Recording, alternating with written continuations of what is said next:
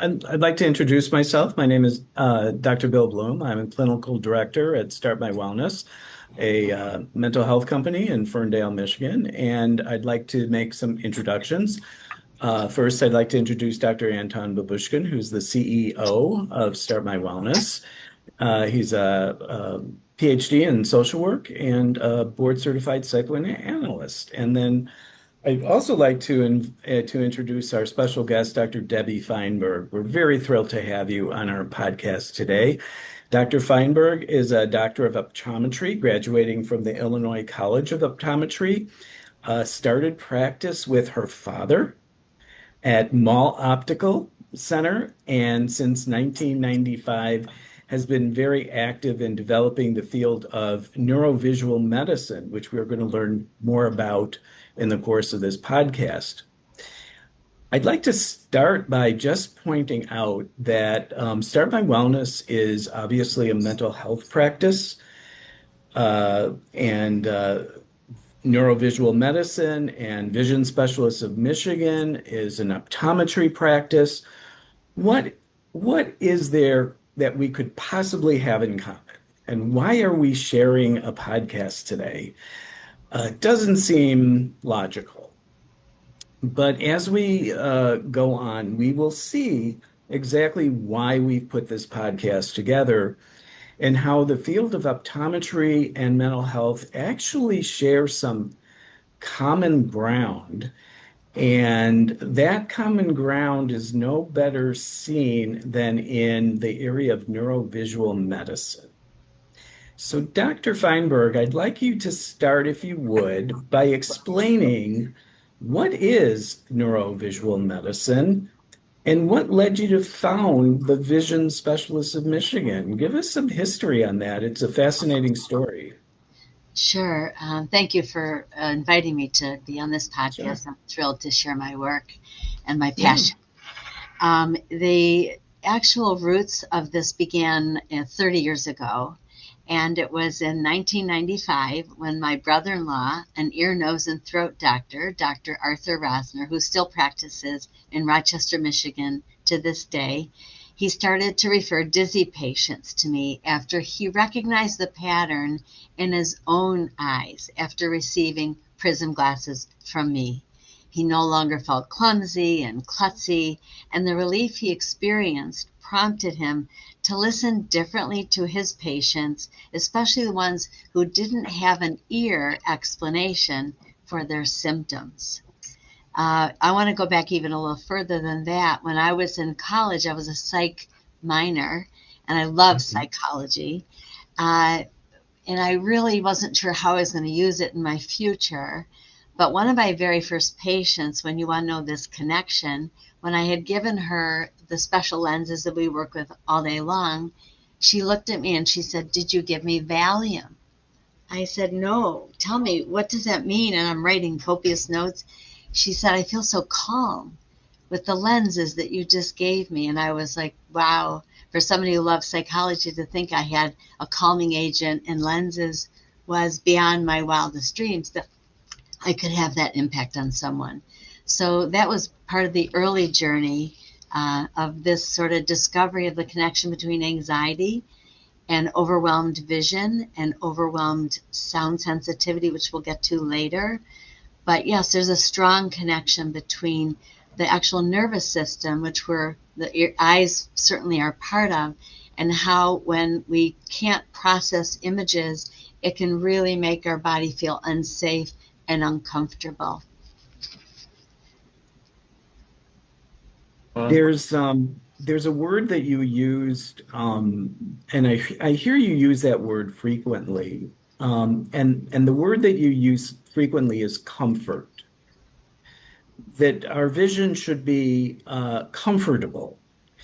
I've been to many eye doctors and optometrists over the years, and it always has to do, the vocabulary I hear has to do with what my vision is like. Is my vision clear? Can you read this? What about the fine print? Can you read it? But I don't hear many optometrists use the word, is it comfortable for you? And I think that's a kind of a special quality that is an important aspect of mental health. So let's delve a little bit more into that. You've identified two specific vision problems that can lead to sort of mental health symptoms, I guess, if they're not diagnosed or treated. And one is called binocular vision dysfunction, or BVD, and the other is vertical heterophoria. Can you explain what these conditions are and how they impact patients? Yes. Well, BVD, or binocular vision dysfunction, is, I call it, an umbrella term, which is an overarching term describing when two eyes are not working well together as a team. If they don't work well together, it causes a myriad of symptoms. When you talk about comfort, if I want to get to the root of the best prescription or the best comfortable lens combination, I don't want them doing this. I don't want them exerting effort. I want no effort. I want the lenses to do all the work for them. So that's that expression. I even thought one day I'll put an expression on the wall that'll say comfort rules.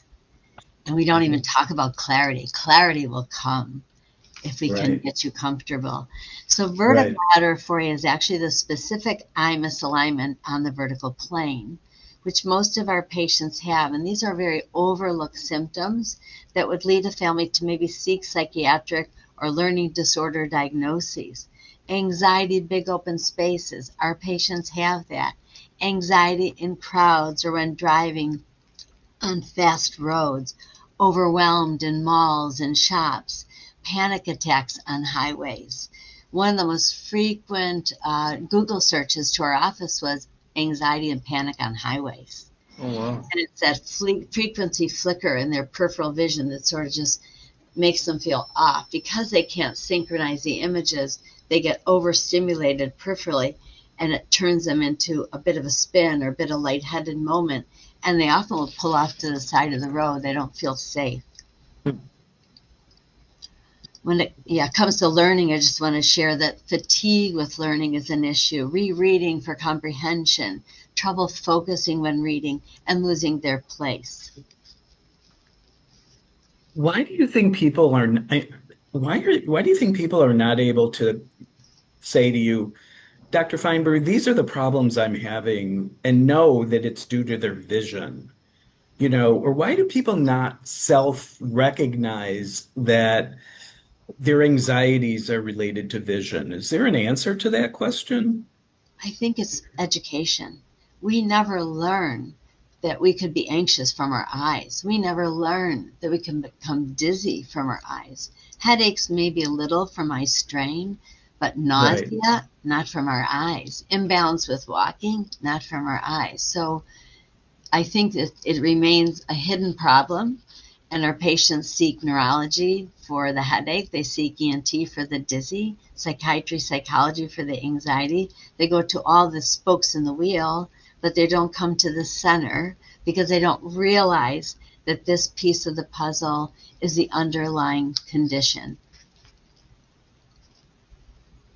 What you're describing as a psychotherapist are people who report what we call having social anxiety, meaning anxiety that's associated with being out in the social world.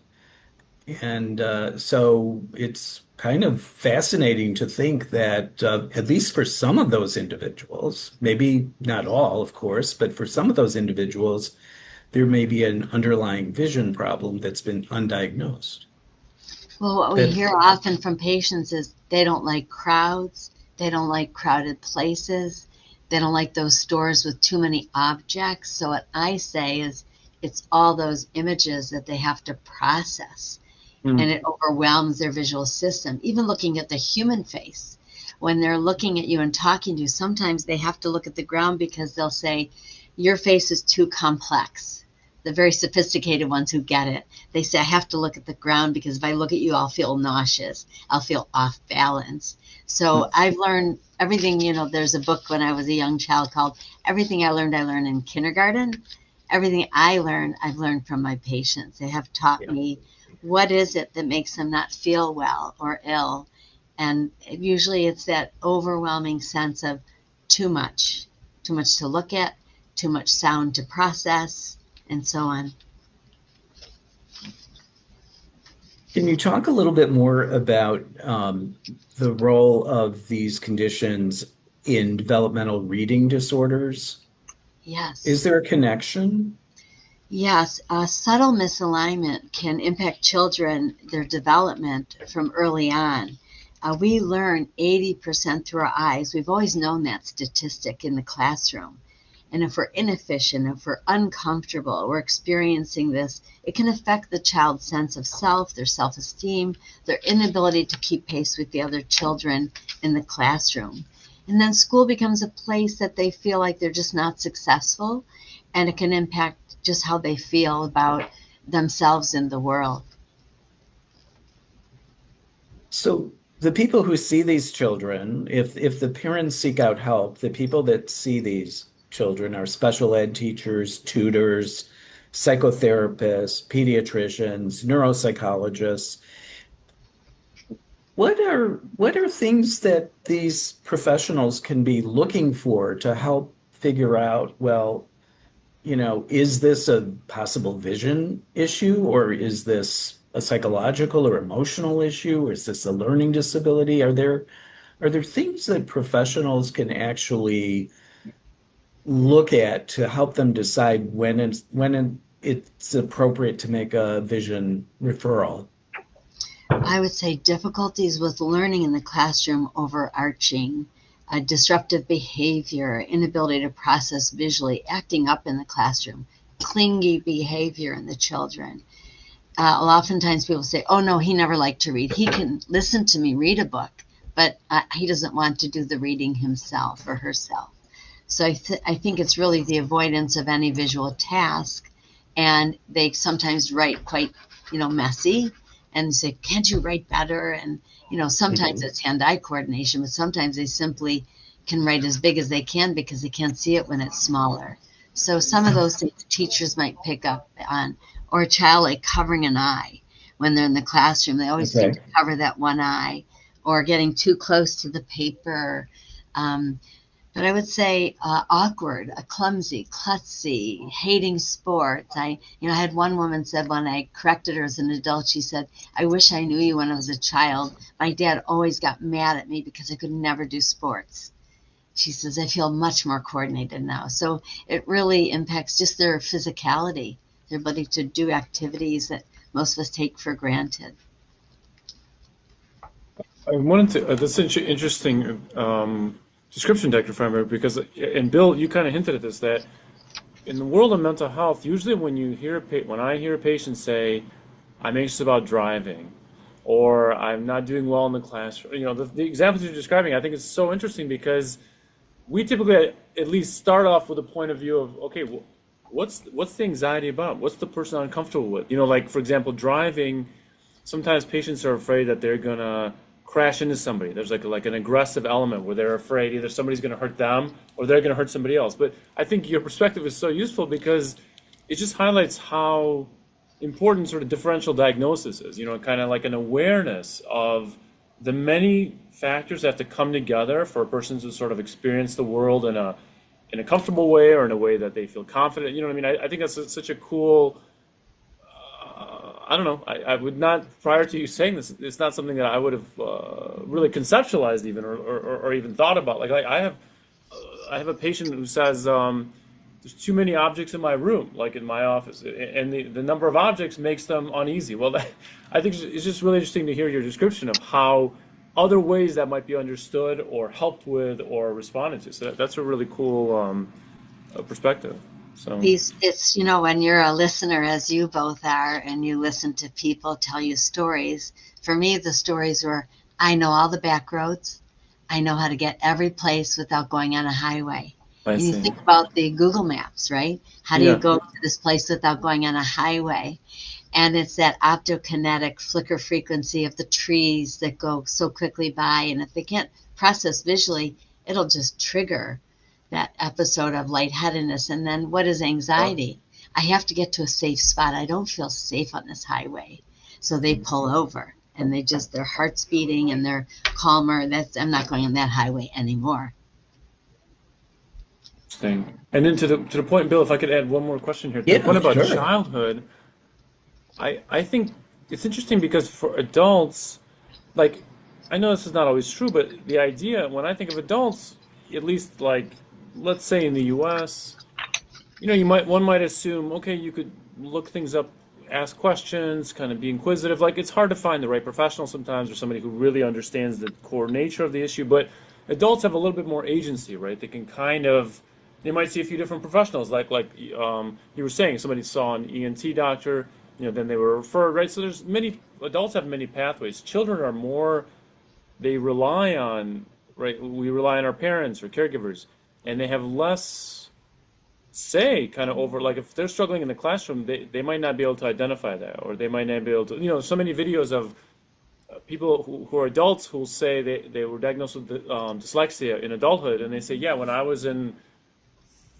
elementary school, middle school, high school, I thought I wasn't academically capable, but then I, discovered this aspect of my functioning, and I could adjust and modify and be very successful, whatever. You know what I mean? So I just think it's interesting because how would a parent and a child sort of notice these potential challenges and respond to them thoughtfully? I think that's really useful information to Yeah, have. and speaking of psychology, the concept of agoraphobia. So Okay. what is it out there? What is it that they don't like? The big open spaces, the big busy places. These are Yeah. children that also might seem clingy, but really they just feel safe in the home. My Interesting. patients often are agoraphobic. Don't take them out to the busy mall. They go shopping when it's quiet, they tell me. They go in the early morning hours before there's too many heads or people around. So I would say this population is very misunderstood. And the child, you're right, doesn't have the agency, the language, and I would say they're misunderstood. And I've had patients say, I was not stupid, but boy, did I feel stupid. For And I sure. felt like I could never excel, I could never progress. Sure, sure, And sure. they're auditory learners. Why? Well, this system's not working. But Right. just tell me what I need to learn. And For then sure. after a while, they get behaviorally, they act up, the class clown. Some of Right. the most talented performers that are famous actually describe themselves as dyslexic. And we don't have to say the names, but they're public about their dyslexia. Yeah. Sure. For me as a scientist, and we'll talk about this in a little bit, there's a questionnaire that we validated after 20 years of use. It finally got validated because Yeah. somebody understood what we were trying to explain. That questionnaire could identify people of all ages if they have this condition. Wow. Hmm. Dr. Feinberg, why don't you talk about the screening Sure. questionnaires that Yeah.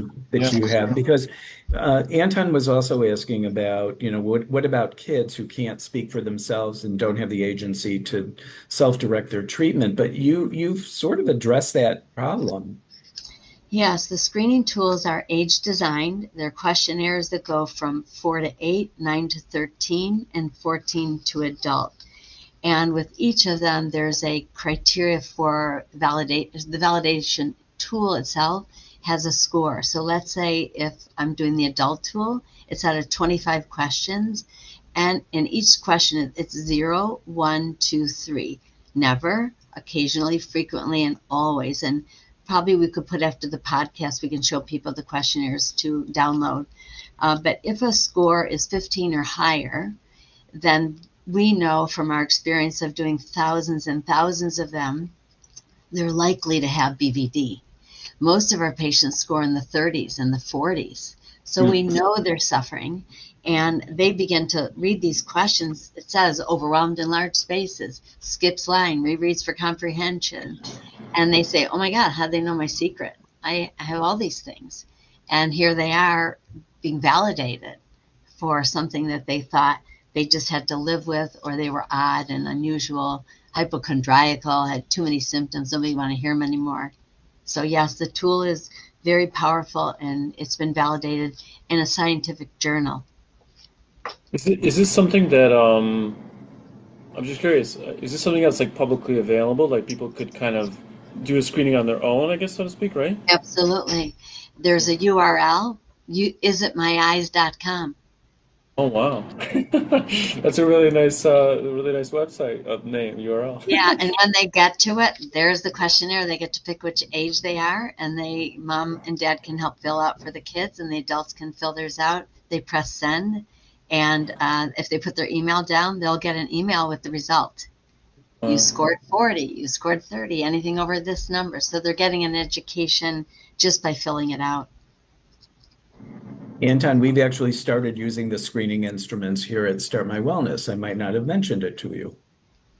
well, I think it's so cool because you know, Dr. Furman. So Bill and I met a number of years ago, and one of our original sort of projects that we worked on was how to make certain screening tools more accessible. Because in the world of my PhD is in social work, so I've kind of learned through some of this through Bill's influence, but some of the tools and methods that psychologists use, I mean, they're very specialized, like any field, and sometimes they're only maybe delivered by the actual licensed professional. But one of our ideas was, are there screenings that the larger population could utilize? You know, there's so many. We have all these like tech tools. You can go online, type a question into Google or into like an AI tool, but what really helps patients understand certain conditions, whether it's something with their eyes or, and for us, it's usually emotions or learning or kind of brain functioning. So I don't know. I just think the whole topic of screening, information, learning is so valuable. You know, like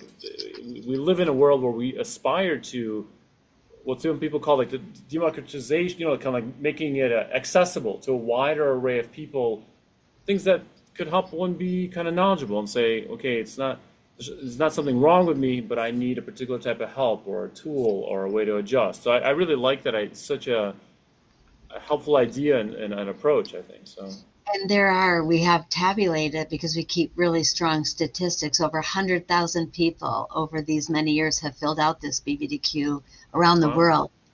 We'll get 1,200 from the UK. I see. And unfortunately, we have started a training institute. We've trained 85 doctors, Oh, US wow. primarily. We have one in Sweden, one in Canada, two in Australia. And the important thing is that if somebody fills it out, they get recognition and acknowledgement. This is your condition. The problem is we need doctors who are doing this work, but at least we have recognition and acknowledgement. This is real. You are validated. This is something that you may have that maybe has an answer to it. The Swedish person that came to train, she had read about it in a book of a guy that just was randomly looking for help. He was stuck in his house. He was so incapacitated. And he found my website and he said, oh my God, this is what I have. I have to go with this information to a local orthoptist to try to get Prism. And it took him about 18 tries, but he finally got the right pair of glasses that took away all his symptoms. So I think we just have to educate. That is our Yeah, strongest need. Yeah. interesting. And so, Bill, I'm sorry, can I jump in with one No, other go ahead. follow-up Sure. here? Go for Um, it. so is the idea that, okay, they could do the screening, but the actual care would have to come from like from a licensed professional in their own jurisdiction, right? If it's somebody from the UK or in Europe, for example, right? It might be helpful. They can identify, oh, I thought I was, I couldn't drive or I couldn't be in public spaces. I have all these symptoms. Is something wrong? They can kind of identify the condition, but then hopefully take that information to sort of like a local professional, if you will, if they're not in the area. And then best case, that person can, help them troubleshoot and find the right glasses, I guess, or the right tool, the right Yes. treatment for that. So we actually, when this began, it was about 12 years ago when a patient came from Texas, literally Uh-huh. got on two Greyhound buses because he couldn't drive, came all Yeah, the way here to get better because he learned about the work. And that was the day I said, we need to teach my work. I And see. that's when we set up our Institute for Training. We have a Wow. map of pins from all over the world and the country. But I said, this is not accessible to the average person. Those are the lucky ones who could afford to come to Michigan. We need to teach our work. So that's when we embarked on this training institute. So while we're proud to say we have 85 doctors trained, it is a very unique protocol and it is not done widely. And so my goal, my mission is to train all over the world modestly, I just want to share knowledge. I want to make sure that people know there's hope and help for them. You know, I talked to a woman in South Korea. We got on FaceTime, but the challenge is I can't help her from long distance. For But sure. my goal is really to find more colleagues who want to come. They come for a week of training, and then I send them back home and they do the work. We coach them. We stay connected. So it is teachable, and that's the important thing. Interesting. I met, just as an anecdote, just to kind of relate to something you're saying, I was at an event. So my kind of like area of specialization is psychoanalysis, which is like an intensive type of psychotherapy. It has to do with self-understanding and kind of personal growth. And we host events around the area to kind of help mental health professionals learn about some of the techniques and some of the ways we work. And there was a woman who attended a recent event who was here from China who actually found, so in China, there's not a lot of access to maybe mental health services or psychoanalytic approaches in particular. So some of her colleagues in the mental health profession find professionals here in America. They find them on LinkedIn and they reach out to them and they say, hey, I'm looking for this kind of treatment or this kind of help. It's so interesting. And then she ended up coming here to meet the mental health professional that, in person. So I think it's just cool to see how, in a way, it's such a global, we're like a global community and we try to help people from all over the world. I don't know, just like as a personal anecdote, sort of Yeah, relating, I think, to yeah. something you're I saying. mean, I had a patient who saw a TikTok video on DVD, I and see. she found me and she said, "This is what I have. This is what I Oh, have." wow. I said, "You know what? It's crazy. I have someone from Singapore coming next week. She'll be in your locale to help you." So I think the world, thank goodness, there's some good parts to social For media, sure. right? It For has sure. shrunk the world a bit Right. For and sure. made information accessible. For sure.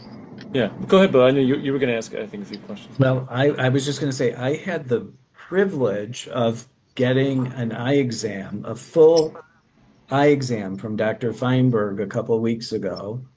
I found it a fascinating experience and very helpful. And we detected some issues that we are addressing. And so I want to thank you. It was just a fascinating experience, and maybe I'll talk about it a little bit later if we have time. But I wonder if you could share with our audience what is involved in diagnosing these conditions. What should they So expect? Yeah. sure. So we start with the BBDQ. We start with filling out the questionnaire. It's our golden, most powerful tool we have to know if you're in the right office. So once we get that score, and we know by how high the score is, there may be other things going on, not just vision. And so once they fill it out, they might call the office and call for an evaluation. It's usually they're here for a couple hours. Our exam itself is 80 minutes. They're with us for a long stretch. There's a screening that's about 20 minutes, and then they're with my staff after the exam for another half an hour. So sometimes they tell you, I have my lunch bag, I'm ready for my visit. They know they'll be here for a bit. And they're okay because they know oftentimes they've been searching for 8 to 10 years. Oftentimes they've seen 8 to 10 colleagues. They've gone everywhere, tried everything. So they have healthy skepticism. We don't assume we're going to help everyone, but we certainly know if we see a high score, we have a chance. When they're with us, they're going to experience all the different tests. We have about 17 different tests during the exam. We do a pretty extensive history. I can't say hello to someone in 20 minutes, let alone do an eye exam in 20 minutes. So that 20 minutes case history is critical. What's the origin? When did this start? And we'll talk about that in a little bit. But once I identify what they need, we actually put their refraction into a test frame. And then in the test frame, we then introduce prism. And I'll talk to you about prism. Prism is a lens that bends light. If my eyes are off on the vertical plane, and you can take a prism and bend the light to bring them together to create a single focused image, everything lets go. All those muscles that were compensating can just get a break. And we used to say that these are patients who would say, I feel like I have one eye. I've never felt like I had one eye. What are they really saying? true depth perception happens when the images are completely overlapped. So we have them wear the trial frame with the prism that we identify. We walk the hallway back and forth. We assess their balance. We do that before they even sit in the chair. We're actually walking. Are they wobbling? Are they leaning to one side? Are they watching the ground when they walk? Once we put on the glasses, if it's the right pair, then we see that their gait straightens out. We see that they have confidence in their step. Their strides are longer. They're able to actually feel like they can look around without getting dizzy or nauseous. So I never knew I could help a dizzy patient until my brother-in-law started sending me dizzy people. I thought he was crazy. What would I do with a dizzy person? So the fact that it's in our toolbox now to sort the dizzy person from the visual cause, the exam itself will identify that. Wow. We see a lot of traumatic brain injury patients. It's about 75% of our patients find their way to us after their car accident, after their soccer injury, after their football injury, any kind of sport, or their stroke, or their near drowning. Anytime the brain is impacted with not getting enough oxygen at any one time, can also, radiation, chemo, can affect how our eyes process information. In terms of the head injury, we found some really interesting things that these patients hear sounds too loud. Everything is too loud. So about in 2017, I had a patient come in with headphones, Bose headphones. And I said, why are you wearing those? And she said, I am, and you can't take them off. I said, okay, no problem. She kept them on the whole time. And she said, and you need to buy them. This is the brand, and this is what you need. I said, okay. I always said everything I learned from my patients. She taught me well. And so sure enough, during our exam, we now have 8 different devices. Because what we learned about sound is if I hit my head hard on let's say just fell on black ice or on sidewalk, not only are the eyes going to be a little off in their ability to coordinate imagery, but now all of a sudden my ears sometimes there's a tiny hole that develops after that hit on the hard surface, and now sounds coming in are just more than I can handle.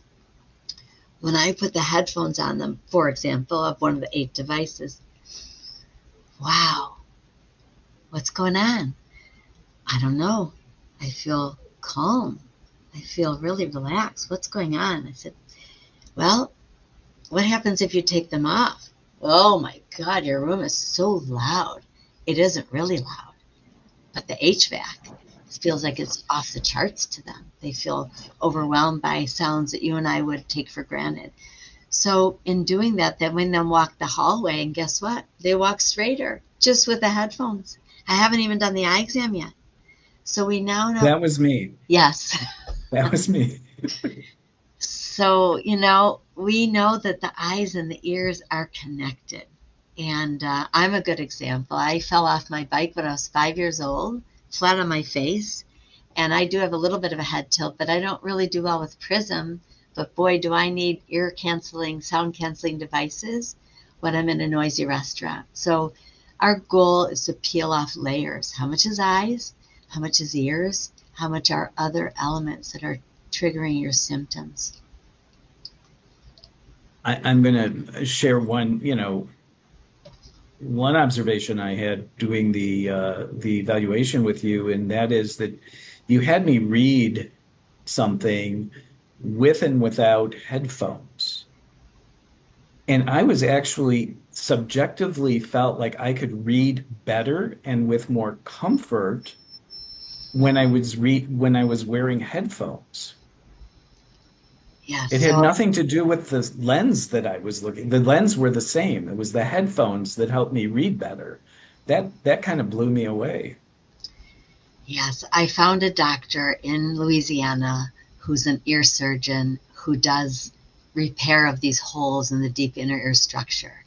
And when I explained to him that you have to help me understand, I'm helping patients with headphones, I'm helping them with noise dampening devices, what's going on? He said, oh, you've discovered Tullio's phenomena. I said, who's Tullio? Oh, Pietro Tullio. He was an Italian scientist, and he used to put holes in the inner ear structure of pigeons. And when he did that, they wobbled and they weaved, and their eyes had some nystagmus. He said, you figured out reverse Tulios. So that's been our journey since 2017. We've since published a paper with this ear surgeon because I had these patients who clearly they needed help with their ears. I would then send them to him. Half he treated with a certain kind of medication, but the other half actually needed ear surgery to close the hole. And then their eyes didn't move as much and their vision was more stable. So that's why the sorting is so critical. In the olden days, there were EENTs. When I was a young girl, when I fell off this bike, my nose was bleeding for days. My mom was taking me to EENTs, ears, eyes, nose, and throat doctors. In the 1970s, they split apart. And now we're bringing them back together because we are more connected than we realized. So in my exam room, I have a poster of eyes and a poster of ears. I want people to understand this connection. You've been dotting your conversation all along with some anecdotes about patients. Within the propriety of discussing patients in a public forum like that and keeping things confidential and whatnot, are you able to share any any patient stories? I know on your website you do have patient stories that are fascinating, but what can you share with us now? Sure, I grabbed a couple because we have patients who really want to pay it forward. They want to share. They're passionate about, wow, they were hidden, but others shouldn't be hidden. They should be discovered sooner. A 14-year-old girl, she was unable to attend school due to intense headaches and dizziness. Her sickness made her extremely emotional because she was living in her bed. The day of her first visit, her pain was a 9 out of 10 headache. After wearing the prism glasses in the office, the pain went to 0. She, to this day, no longer has headaches and dizziness, wears prism full-time. She went on to nursing school, and she practices as a full-time nurse. She was in just about a month ago. And it was a joy to see, not only is her picture still on my wall, but now she's a high-functioning person in the working world. I have another child, Emily, 12 years old. She always needed her mom's help to get through her reading assignment. With the new prism glasses, she can now finish books on her own and was so proud of that. I have Elise, who was always told she was dyslexic. She said, as a child, I was diagnosed with 12 different reading disabilities. I didn't know there were so many. She may have exaggerated a little bit. She struggled with word recognition and reading speed. She pushed herself through law school. Can you imagine how hardworking she was? Pursued the bar, passed the bar, but when she heard that her eyes might get relief from a pair of glasses, she immediately was learning that she could reverse what she'd been told about her dyslexia. She now has Prism that helps her with word recognition for the first time. She can look at a word and know it spelled correctly. Her work productivity has increased dramatically. This next one is a pretty fascinating story. I didn't even know what agoraphobia meant until I met Yolanda. She was 69 years old when she came to see me. For over 40 years, she could barely leave the house, much less the friendly skies or fly on an airplane. All that time, she describes being in the grip of agoraphobia. For the past 10 years, I can tell you the story, she's been freed of that total disability. And she was a woman, I look back at her prescription, I forgot what she even had. She had a large amount of horizontal prism in both eyes. So her eyes were sort of crossed, and she kept trying to uncross them, and it was exhausting, and she would be overwhelmed outside of her home. She started a website called Agoraphobia What? And on this website, people can fill out the BBDQ. And she's now flying on planes and living in California.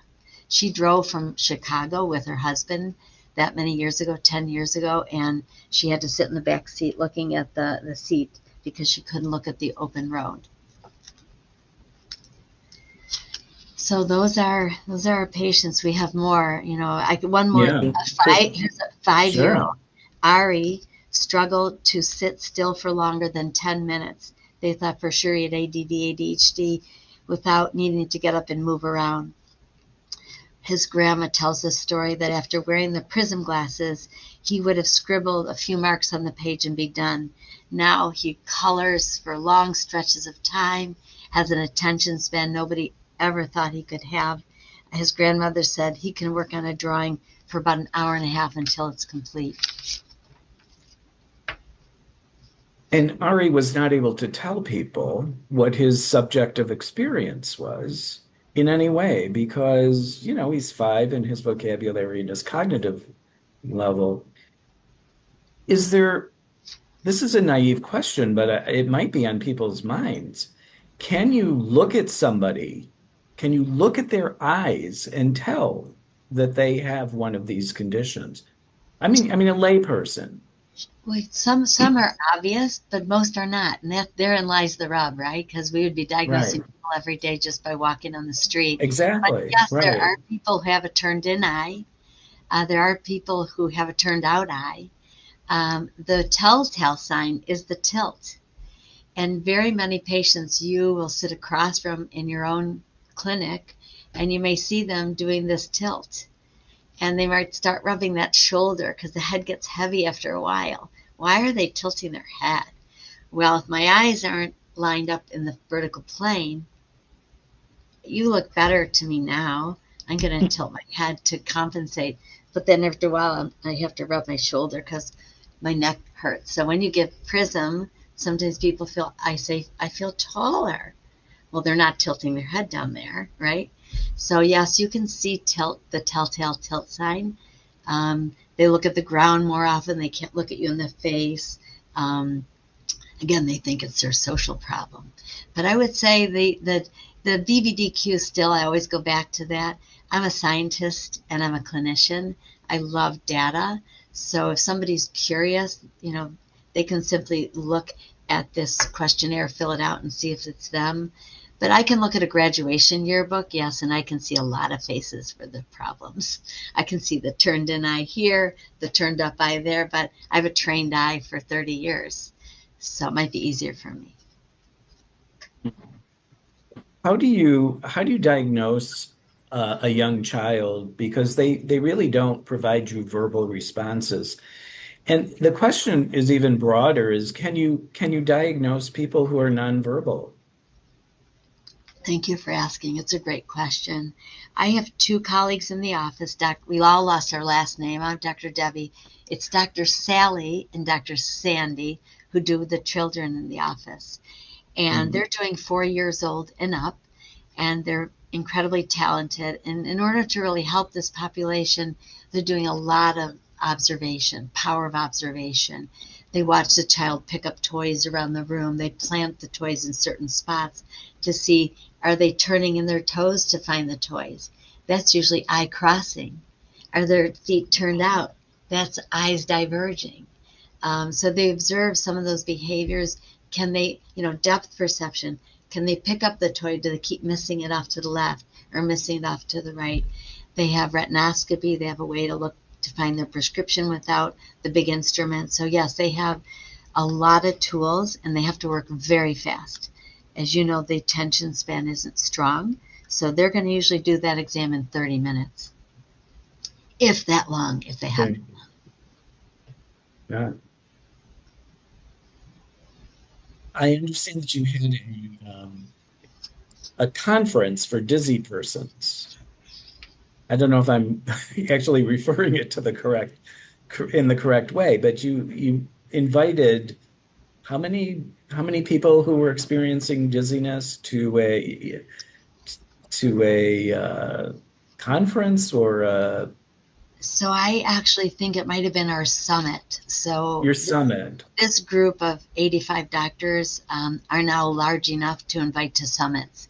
We've had our second summit, and it was about 35 that were able to break free from their practice to come. But we actually did more education. We did more lectures. We talked a lot about different things that we were, sharing with each other. We've done a Facebook Live event. This is a really interesting story. Have you ever heard of VEDA? VEDA? It stands for Vestibular Disorders Association. They have members, I want to say like maybe 50,000 to 100,000 around the world. People that are dizzy are always looking for help. So this wonderful group helps people with information. So we actually did a Facebook Live event with them, lecturing on our work. And these were people who were the ones that couldn't work anymore. And talk about wanting to know what's their BPDQ. Guess what? They scored high. I think it was about 85% of them didn't even know their eyes were involved, right? So yeah, we always feel like we have a lot of work to do to educate, and yeah, it's a journey, but it's a very worthwhile mission to know that you're going to help somebody who doesn't feel like living. As speaking of sad stories, there are patients who feel like maybe there's no hope and help for them. Sure. So when I did that TED Talk, my mission, I'm an introvert by nature, but my mission was to save a life. If even I save one life, if people say there's hope and help for them, it's worth it. Sure. Yeah. As we've come full circle, we've learned so much today. I wonder if you could tell us more about Vision Specialists of Michigan, the